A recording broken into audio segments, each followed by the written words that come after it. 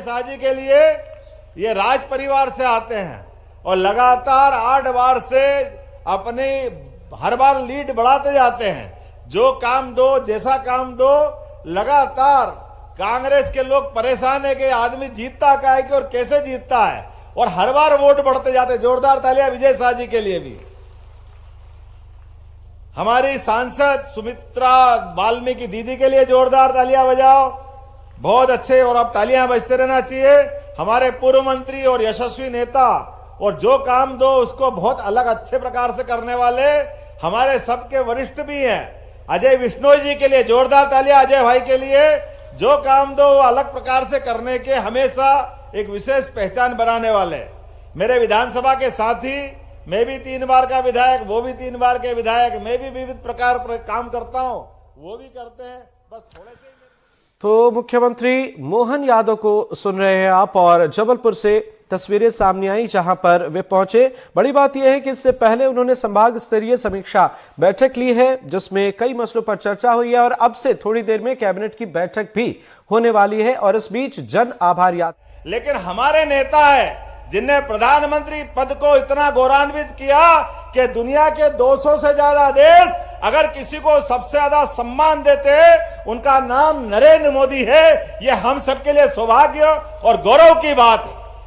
मुझे इस बात की भी प्रसन्नता है, माननीय मोदी जी हमारे अपने शपथ समारोह में आए, और आने के बाद उन्होंने कहा कि मोहन जी आपको काम करना है, लेकिन काम करने के लिए अपना आधार इस रूप में रखना है कि हमारा समूचा मध्य प्रदेश ये देश का सबसे अच्छा राज्य है।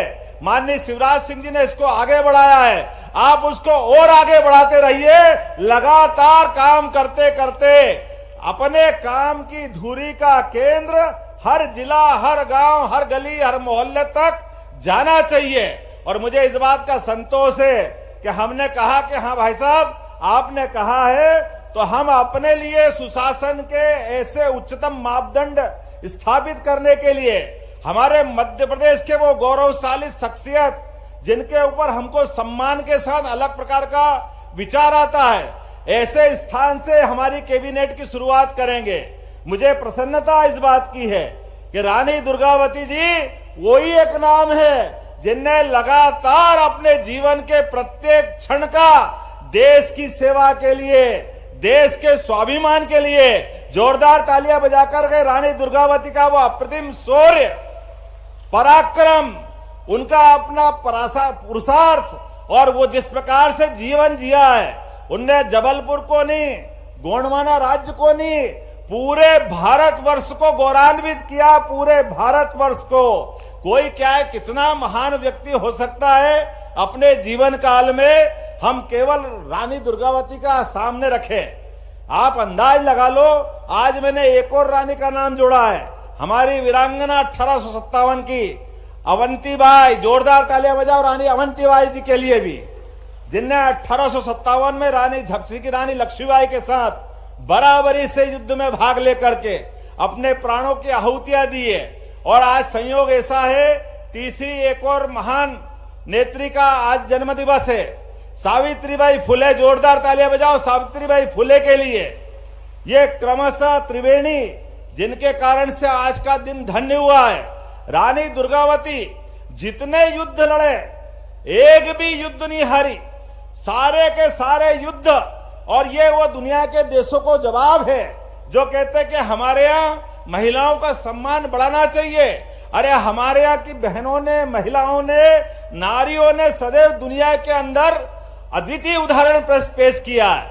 वो उदाहरण झांसी की रानी लक्ष्मीबाई हो, वो उदाहरण रानी दुर्गावती हो, लगातार अवंतीबाई हो।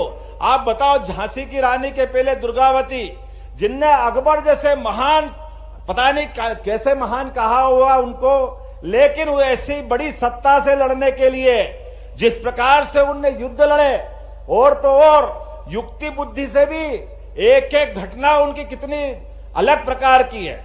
अकबर को लगा कि गोंडवाना पे कब्जा करना है, तो चालाकी से कूटनीति के माध्यम से एक सोने का पिंजरा भेजा, और सोने के पिंजरे में तोता रख दिया, और यह संदेश था कि आप मेरी अधिसत्ता स्वीकार कर ले तो मैं आपके राज्य पे कोई आक्रमण नहीं करूंगा। लेकिन रानी दुर्गावती, उन्होंने अपना जीवन का प्रत्येक क्षण देशभक्ति के लिए जिया है। इसलिए उनने संकल्प किया कि अकबर, तुम कितने भी ताकतवर क्यों नहीं हो, लेकिन भारत की नारियों को डरा नहीं सकते, दबा नहीं सकते, उनकी देशभक्ति पे प्रश्न नहीं खड़ा कर सकते। उन्होंने भी सोने का अपना थाल बनाया और सोने के थाल में एक हथियार भेजा। उन्होंने कहा, ये नारियां इस हथियार की प्रतीक है, ये मर जाएगी लेकिन तेरे आगे झुकेगी नहीं। ऐसा अप्रतिम और अपना कूटनीति के माध्यम से जवाब देने का काम किसी ने किया है तो रानी दुर्गावती ने किया है। और हम सबको मालूम है उनका वो आखिरी युद्ध, जिस युद्ध में उस समय के काल के प्रवाह में पहली बार तोपों का प्रयोग किया गया। उसके पहले तोप नहीं थी, लेकिन उस समय हाथियों से, घोड़ों से, तमाम प्रकार के युद्ध के सेना के सेनानायक अलग अलग प्रकार से युद्ध लड़ते हैं। लेकिन अकबर की सेना ने पहली बार तोप का प्रयोग करके उस युद्ध में अलग से कूटनीति करते हुए छल किया था। और छल का परिणाम रहा कि रानी दुर्गावती के लिए वो युद्ध का एक तरह से बहुत चुनौती वाला दिन था। लेकिन उसके बावजूद भी उस युद्ध में बड़े पराक्रम से वो लड़ी है। और लड़ने के बाद अपने साथ के अंगरक्षक से कहा था कि ध्यान रखना, मैं आजाद रही हूं, आजाद ही शरीर छोड़ना चाहूंगी, मैं सदैव विजय मार्ग पे बढ़ी हूं। भारत के मान सम्मान के लिए अगर मेरे शरीर की कुर्बानी भी देना पड़े, हमारे लिए कोई अगर पराजय का क्षण आ जाए तो मुझे ये अपनी कटार घोंप के मेरा शरीर समाप्त कर देना। एक खराब समय आया, उस खराब समय में रानी दुर्गावती के आंख में तीर लग गया, पेट में तीर लग गया। युद्ध एक तरह से अलग प्रकार की स्थिति में पहुंचा। तो जो जिसको ड्यूटी दी थी, जिसको जवाबदारी दी थी, उसके हाथ पांव कांपने लगे। जिस मां समान शासिका के वो पूरे जीवन की रक्षा करते आया, वो कैसे उनके बारे में सोच सकता था? वो अलग प्रकार से सोचने लगा। रानी ने देखा कि मेरे जीवन के समय थोड़ा सा बहुत कम बचा है। वो ललकारते हुए सैनिक से बोली, तेरे को क्या जवाबदारी दी थी, चल तेरे को जो काम करना कर। लेकिन वो अगर डरा और वो कर नहीं पाया तो उससे कटार छीनी और अपने शरीर में घोंप करके परमात्मा के यहाँ चली गई। लेकिन भारत मां को लज्जित नहीं होने दिया। ऐसी परम प्रतापी शासिका रानी दुर्गावती, उनका जीवन प्रत्येक क्षण हमके लिए, हमारे लिए सम्मान का है। वो न केवल जबलपुर, पूरे देश के लिए मान सम्मान का है। अगर हम कैबिनेट रखते हैं उनके लिए, तो और कैबिनेट किसके लिए रखना चाहिए? ऐसे अप्रतिम योगदान के लिए आजादी के अमृत काल में अगर हम उनको स्मरण नहीं करेंगे तो किसको स्मरण करेंगे? ये ऐसे आदर्श लोगों को भूलने का काम पुरानी सरकार की पार्टियों ने किया था। ये हम इस बात को हटाने के लिए, अपने उस पुराने गौरवशाली मान सम्मान को लाने के लिए, और कांग्रेस के मित्रों से भी कहना चाहते हैं कि काल के प्रवाह में ऐसी गलतियां आपसे हुई थी, आप क्षमा मांगो झांसी की रानी से, आप क्षमा मांगो रानी दुर्गावती से, आप क्षमा मांगो रानी अवंतीबाई से, क्योंकि आपने उनको पाठ्यक्रम का हिस्सा नहीं बनाया। हम अपनी नई शिक्षा नीति में इनको पाठ्यक्रम का हिस्सा बना करके उसी दिशा में आगे बढ़ेंगे। नई शिक्षा नीति में इन ऐसे गौरवशाली पृष्ठों को शामिल नहीं करेंगे तो बच्चों को क्या शिक्षा देंगे, कैसे आगे बढ़ेंगे? फिर एक बार हम जोरदार ताली बजाएं मोदी जी के लिए। पिछले समय में 100 करोड़ से ज्यादा लागत के रानी दुर्गावती स्मारक का उनने भूमि पूजन किया था। वो पूरा प्रोजेक्ट तो हम करेंगे ही करेंगे, लेकिन आपको आश्वस्त करना चाहता हूं, नई शिक्षा नीति में उस बात को भी हम रेखांकित करेंगे जिसमें रानी दुर्गावती, रानी अवंतीबाई और ऐसे सभी गौरवशाली जो महापुरुष हैं या रानियां हैं, उन सबको हम स्थान देने वाले हैं।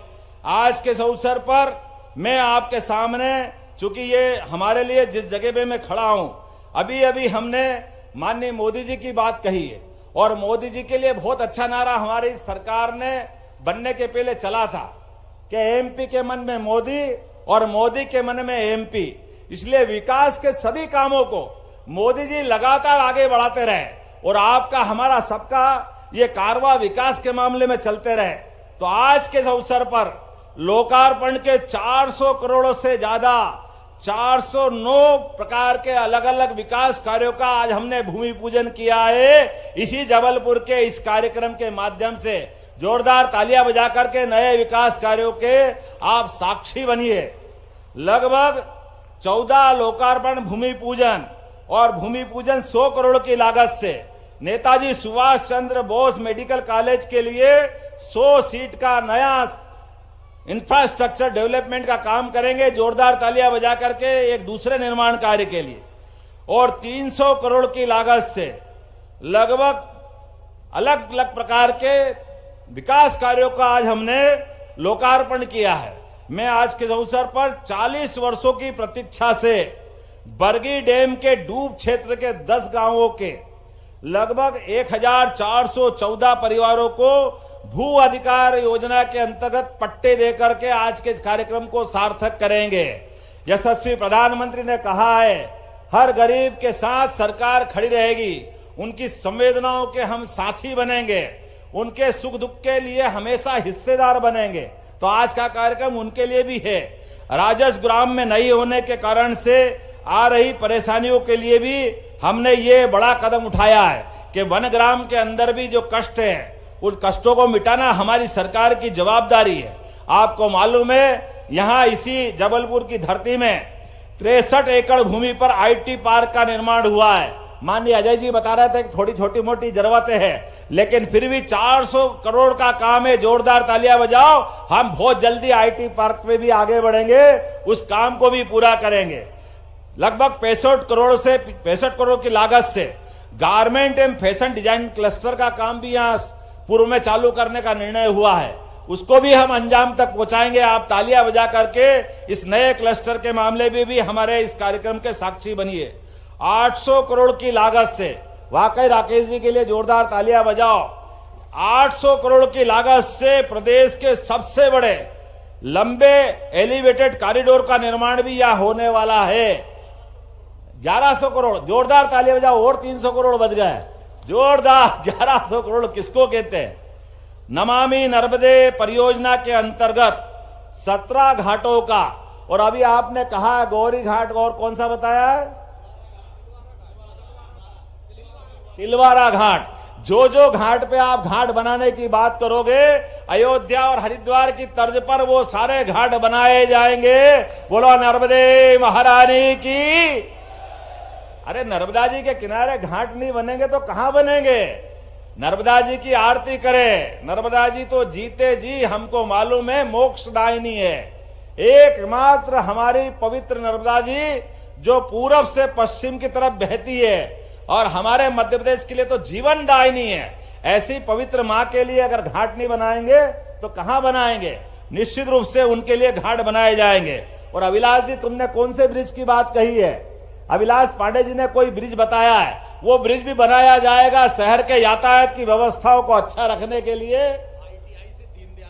आईटीआई से दीनदयाल की तरफ जाने वाले वो नए ब्रिज के निर्माण की भी यहीं से घोषणा करता हूं, उसकी मंजूरी देता हूं।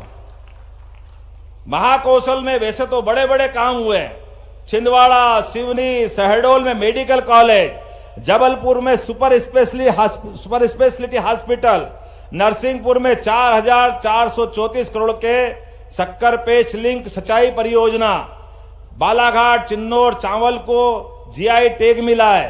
बालाघाट, डिंडोरी, मंडला, आप मत चिंता करिए, पूरे संभाग के अंदर आज मैंने आते ही सबसे पहले आपके यहां इस क्षेत्र में भविष्य में उद्योगों की श्रृंखला चालू हो।